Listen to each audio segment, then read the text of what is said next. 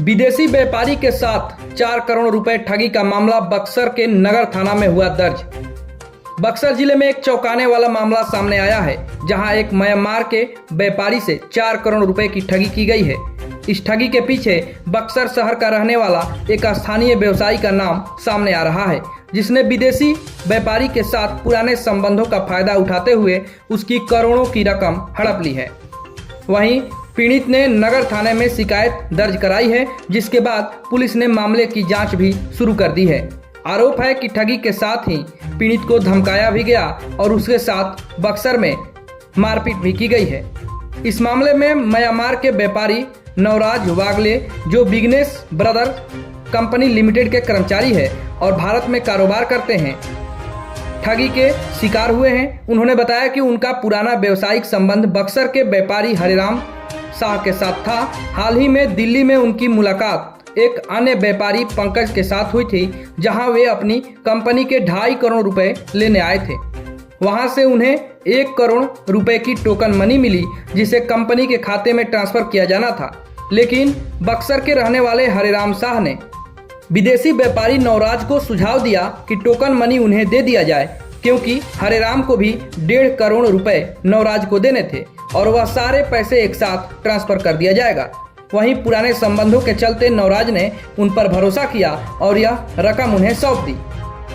इस संबंध में सदर डीएसपी धीरज कुमार ने बताया कि नवराज वागले की शिकायत पर बक्सर नगर थाने में स्थानीय निवासी हरिराम शाह, उनके पुत्र अशोक शाह और अन्य के खिलाफ प्राथमिकी दर्ज कर ली गई है। डीएसपी ने कहा कि पुलिस ने मामले की जांच भी शुरू कर दी है। आरोपियों की तलाश जारी है। डीएसपी के मुताबिक जल्द ही आरोपियों को हिरासत में लेकर उनसे पूछताछ की जाएगी। माना जाए कि किसी तरह का ब्लैक मनी ट्रांजैक्शन का मामला है क्या? एक व्यक्ति जिनका नाम नवराज वागले बताया जा रहा है, उनके द्वारा एक लिखित शिकायत किया गया है।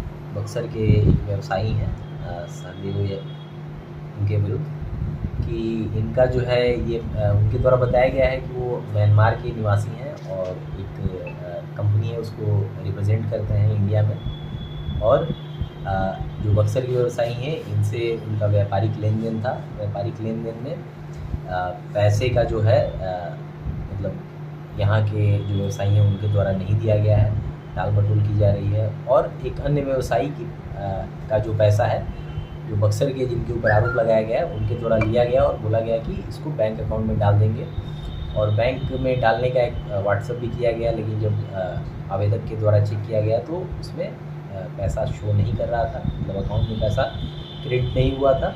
उनका ऐसा आरोप है। फिर उनका आरोप है कि उनके द्वारा एक अन्य सिंगापुर का जो अकाउंट है वो मांगा गया, उसमें भी पैसा क्रेडिट नहीं हुआ है।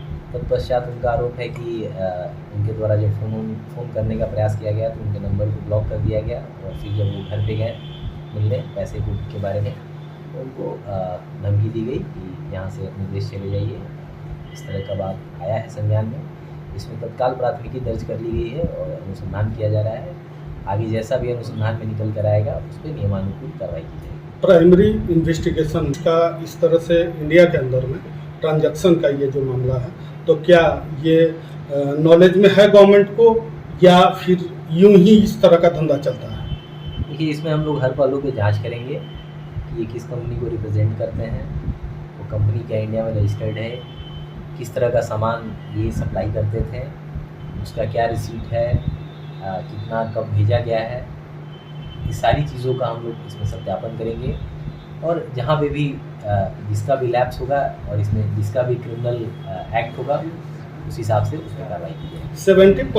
17 बड़ा कारोबार चल रहा है क्या? ये तो मुझे नहीं पता है 17% कितना प्रतिशत है, ये तो आंकड़े मेरे पास नहीं है।